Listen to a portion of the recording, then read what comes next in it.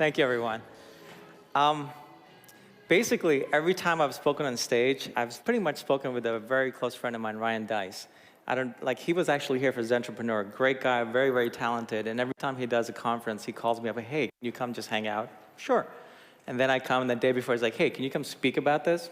And because I'm on stage with him, it's just basically talking one of my best friends, and so I do. Like the last time I did, he called me up, it was a traffic conversion. It's 2,000 people. He's like, yeah, can you come talk about the mobile industry for an hour? All right, that's like asking someone, can you come talk about the internet for an hour? That's Ryan, by the way. And so today is the first time I'm actually speaking without him for a very long time, so I kind of brought him along with me, kind of like my training wheels. So this part is for me, and the rest is all for you. Because actually being on stage by myself scared the crap out of me. I haven't done it in so long. And I had this rule that if something scares me, there's magic on the other side.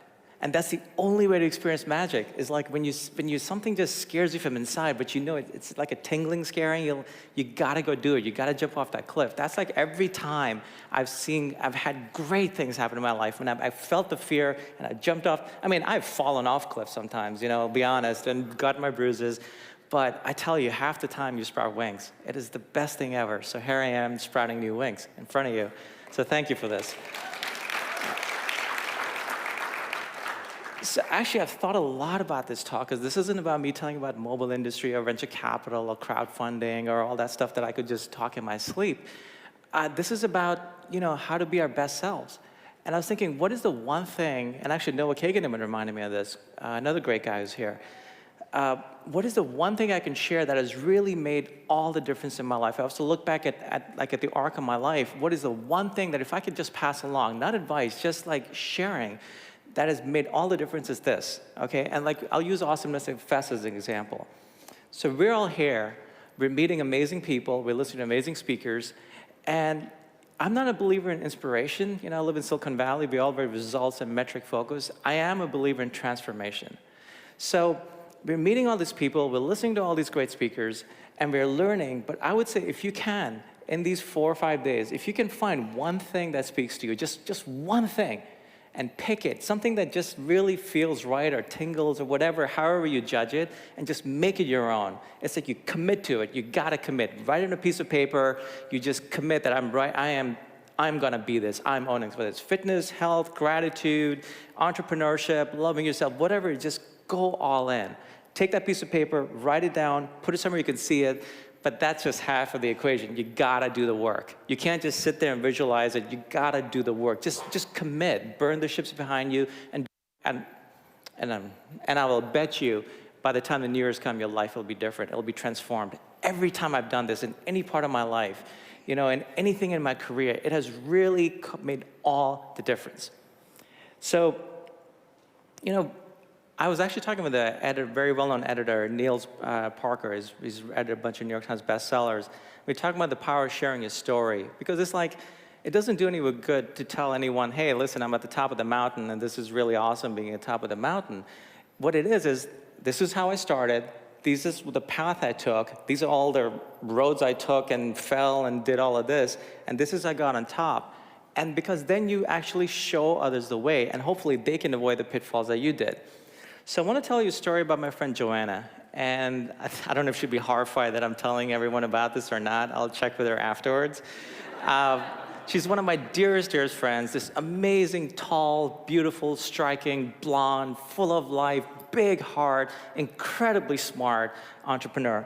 She was also a national champion rower, and she was in the FBI, and she used to train the Afghani police, the Iraqi police. Imagine this tall blonde teaching this really male culture, the police there, right? She used to take the toughest assignments, and she's only like early 30s, if that. I can never tell. I think she's in her 20s, but given what she's done, I think she's early 30s.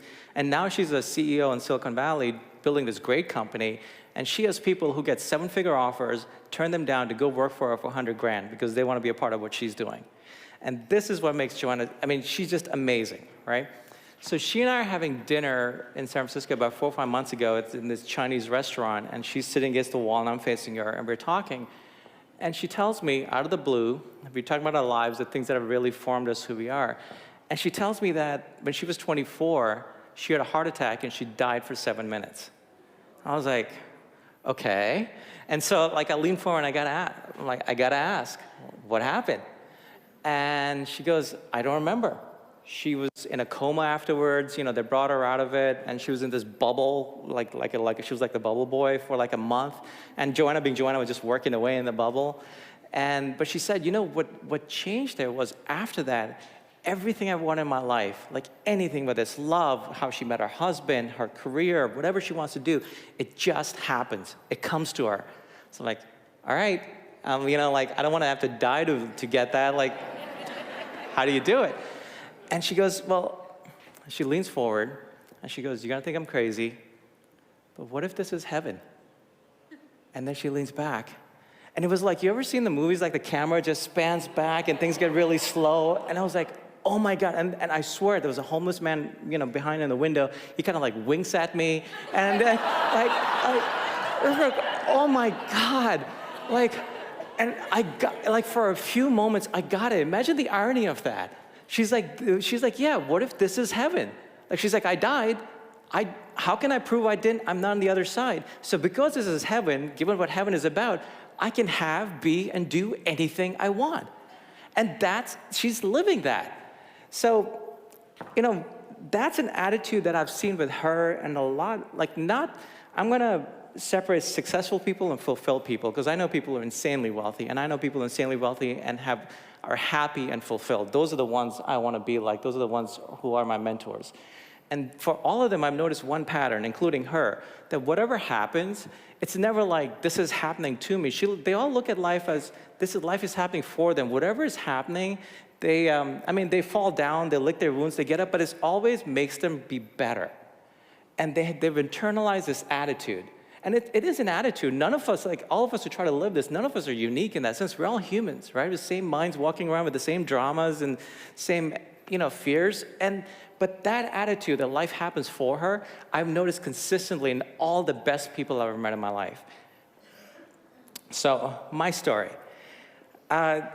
I never set out to be an entrepreneur. I'm not one of those natural, selling lemonade when I was 4. And like Noah Kagan and Neil Patel, those guys are natural entrepreneurs. They're two of the best entrepreneurs I ever met.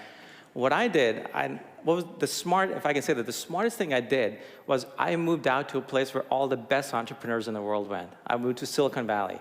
I moved out there, I knew nothing. I just jumped off that cliff, showed up there, and just managed to join a startup. And I helped build that company. That company ended up going public. It's actually still one of the few from that time that's still around. And so I got to ride that big wave and just learn along the way. And so where I live in San Francisco, you can't throw a rock without hitting someone who's running a startup as an app or who's is looking for funding. Like my doctor, my primary care physician, left his practice last year to start a startup. It's like your waiters starting startups, everybody's starting startups. So if you move there, you're gonna start a startup, and odds are you'll get funding too because you know everyone. That is actually another great secret. If you wanna be fit, don't surround yourself with people who wanna be fit. Surround yourself with people who are insanely fit. You will just step up. Surround yourself with entrepreneurs. You will become one. It's really, and now I'm very good at it, but I'm not good at it because it's natural to me. I'm good at it because I'm surrounded by the very best, so I can't help but step up. Otherwise, I'll be left behind. And we all have egos, and none of us want to be left behind. With this company that went public, after that, I got kind of well known for being able to do certain things, and I went consulted for CEOs of big companies, and I started more companies that some failed, some didn't, and so by the world standards, I've had some success. And I thought I had success, but it was very there's a lot of ego there, in all honesty. And my last company that I started, that was gonna be my big thing. That was gonna be my last one. That was gonna be the island money, or what we in the Valley call, excuse me, fuck you money. And that's all ego, by the way, right? And I was, but that's where I was. And I built it from scratch, and I decided I wasn't gonna take any funding, self-funded it, and to put everything into it. I was gonna transform an industry, and it finally started to take off, this crazy idea I had, and it was really working. And then investors jumped in because I wanted to build it out bigger than I was running out of money. But it didn't matter because I knew what the potential of that thing was. And I'll tell you something interesting. In the beginning, I used to motivate my team and everybody about how we were going to transform an industry. By the end, I was motivating them by how much money we were going to make.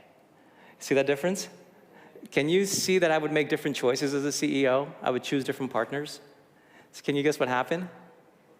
Right? The thing blew up. I mean, it blew up. It was messy. It blew up horribly, right? I lost everything. I was in debt. I lost my friends' money. I had family invested in it. I lost all their money. And because my ego was so attached to it, I blew up with it. I got insanely sick. My relationships fell apart. I was bedridden. The doctors were throwing diagnoses at me that were very scary, like pack your bags to your mortality kind of diagnosis. And I tell you, if I was depressed, that was a good day. I was just, I thought about suicide, the works. Yeah, I was in a bad place. And I remember one morning I woke up and I was like, I can't do this anymore. I'm getting out of this or I'm dying trying, but I'm done. So I staggered over my journal on my desk, and I write down, I don't know where it came from, but I wrote down a vow. You know that one thing, committing to one thing? I wrote down a vow that I'm gonna love myself. I'm gonna fully commit in every thought, every action, every feeling, every moment I'm conscious, I'm gonna love myself. And I sat back, and it's like, okay, where did that come from, first? And second, oh shit, I made a vow, so I gotta figure this out. I gotta figure out how to love myself, because it's not something they teach you in school or you learn in Silicon Valley. Yeah.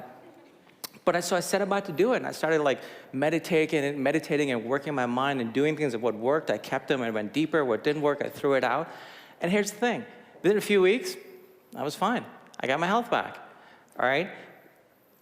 Things started working out. I was happy, the depression was a fond memory, right? But here's the thing I did not expect. My life got better, things I had no control over, people came into my life, situations came, opportunities came, I could never have reached out. It was purely because all I did was commit to loving myself, and I went all in. I was gonna love myself or die trying. And everything changed, right? So now, it's very interesting. Before we get to that point, the book. So I used to share what I did with people, and it really helped them. So a lot of them were like, hey, listen, you need to write about it. So basically to shut them up, I wrote this little book. It's 8,000 words, really just 8,000 words. No publisher would have published it. I self-published it. I figured there would be 10 copies sold, 8 of them I would buy to give them to my friends and be done. And really, I was so shy about it. Silicon Valley, you don't talk about loving yourself, right? And the book's called Love Yourself Like Your Life Depends on It. And within 5 weeks, it was the #1 self-help book on Amazon. No marketing, me really hiding, not telling anyone. The book, you know how they talk about things go viral? The book went viral. That book has gone on and sells more copies than a lot of New York Times bestsellers. It just continues selling and selling. And I get emails every day from people it's changed their life, they stopped them committing suicide, all these groups use it. That changed my life. What's different now is that, and because of that, it's insane. I have success now in different things, but I have a different kind of success, fulfillment. Because I realized, what did I do with the book? All I did was, I expressed my true self. Full on open, this is who I am, this is how I've screwed up, this is how I got out of it, and this is how anyone can replicate it. All I did was, the only secret there is I put a little piece of my heart in every word. That's it, and anyone can do that, right? And whatever they do, you can put your heart into it and be your full-on self, and that's it. And so now, I'm Silicon Valley, I run a successful venture fund, I write books, my books do very well, I get asked to come speak at events like this. I don't need to buy an island. I'm on an island. I'm meeting great people, right? This is better. Who wants to be alone on an island? My only rules now, and because I get lots of opportunity, I'm in a great place in my life, but I only take opportunity with people I love. Only people I love. I will do anything for them, and I only work with people. I get opportunities to put people who invest in my fund. I turn them down if something about them doesn't seem right. I'm sorry, I don't need your money, because money is energy. And money, funny enough, when you start being your real self, is the easiest thing in the world. You just stop worrying, and it just comes. I know everyone says it, but there is a couple of keys to it. The other one is that whatever I do is an expression of me. Everyone has things that are full expression. I'm writing, I would do if I was stuck on a desert island. I would write in my head because I love sharing knowledge. Whatever I learn, I just want to share it. And the fund, I love helping entrepreneurs. And this is a very lucrative way of helping entrepreneurs. And it's just me. Like, it's stuff I would do whether I had money or not, and it just comes. And that's like the simple secret, right? So I don't necessarily believe in success anymore. You know, I'm surrounded by insanely successful people, but I also know their dark sides, and I also know like my dark sides. So like, what I just care about is fulfillment. And there's basically 4 things that matter in fulfillment, and which includes my, worldly success. First is it's got to be a pure expression of yourself, whatever that is. And people talk about finding your passion. For me, this is a definition, just what is you. And I think that actually helps people when they're trying to find their passion. Just what is an expression of you? That's it. The second, this is actually easy. If it's an expression of you, you gotta give your all, because you know when you're holding back. We can be our best friends and our worst critics, and this way you can be a best friend and give your all to something that's naturally you. The third one is the one where I've actually seen a lot of talented people stop. Whatever you create, you gotta put it out to the world. I could have written that book, and I could have just sent the Word doc to my 8 friends to shut them up, and that would have been it, right? But it would not have created magic in my life. I had the fears. It scared me. I mean, putting that book out scared the crap out of me. I lost a lot of sleep from it. Even my second one scared me even more. But that's how I know that there's magic on the other side. The magic is when you put it out to the world, because when you give your full self, your full-on self, and you give your all, you put your heart into it, the world just gives you so much. It gives you more than you ever could have expected. Like, when the book took off, I was like, oh, okay, so someone asked me, what's the definition of success of the book? I was like, okay, 10,000 copies. It sold out within a month. It was like, I never could have planned for what it's doing. Like, and the fourth, this is another important one. This is what I learned in my company failed, because I was attached to the outcome, right? Because a lot of great things did come out. Friendships and things that I'm doing now came from building that company that didn't work. But I was attached to one outcome, which was that company succeeding, versus who I was being. One of the key things in life is we're the effort, we're never the outcome. And if you do that, if you just focus on your effort, who you are, expressing yourself to the world, and just setting it out to the world, ironically, the outcome is far better than you could have planned for. Guaranteed. I mean, really, guaranteed. So, and what's the prize? The prize is not necessarily the accolades or the money. I mean, those are nice, those come. But the real prize, actually, is who you become in the process. The prize for me has been who I've become. Like, if I do something stupid next month and lose all my money again, you know what? 5 months later, I'll have 10x the money. I'm not worried about it, because I know who I've become. And that you only get by doing. I don't think you can visualize that. I don't think you can train yourself. That kind of confidence just comes jumping off the cliffs, and you realize, oh, I'm jumping off another cliff. I'll sprout wings again. It's really, I think that metaphor of jumping off cliffs is a great one. We talk about that in startup land, but there we say it's like jumping off a cliff and building a plane on the way down. I like sprouting wings better. So, which of course leads us to Tokyo. When I came back from Tokyo, an interesting thing happened. I checked my bank account, and like 2/3 of my money was gone. I was like, what the hell? Did I get robbed? Well, sort of. Like, apparently, I owed back taxes, and my accountant, he has signed checks by me, blank checks by me. He just paid them. So I was robbed by the IRS. Good luck getting that money back. So I remember for like 3 days or so, I was walking out really stressed about money. I was like, all right, how am I gonna bring that back? Blah, blah, blah. There's these things I want to do. And then I read this post by James Altucher. If you haven't read his blog, read it. It'll change your life. Amazing man. And it was about gratitude, and it reminded me back to Joanna's thing, life for her. This is heaven. Reminded me of Tokyo. Like all of this, the empty bank account, almost empty bank account, which is scary, is for me. And so I just walked around for days, just like feeling gratitude. So like 3 days later, I was in LA at a friend's event, and I checked my email. 3 days of feeling this way. And I checked my email, and a company I advised like maybe 5 years ago that I completely forgot about and wrote off that I had stock in, I had an email from them, oh, we just sold for a lot of money, and can you please sign your paperwork so we can pay you? 3 days, right? And you start to realize this is how life works. Like this is, entrepreneurship, whatever. All entrepreneurship is an expression of you. I think a lot of people get caught up in that, I'm an entrepreneur. I'd say be the entrepreneur that's a fulfilled entrepreneur, and the only way you can do that is if it's expression to you. I know people go for the money and they do well at it. I'm not one of them. I will always screw up if I go purely for the money, but if I go for what's an expression of me, the world is just amazing.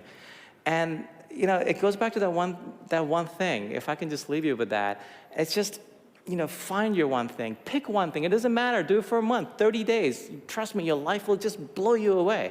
I mean, it does each time I do it, and I'm lazy. So I'll do it, it'll be amazing, then I'll get lazy, and I'll fall, and I'll be like, oh yeah, then I'll go do it again. And that's okay, that's part of life, part of being human. I learn about it, then I write more books. And, so that's my talk, and I hope this has been of value to you. Thank you.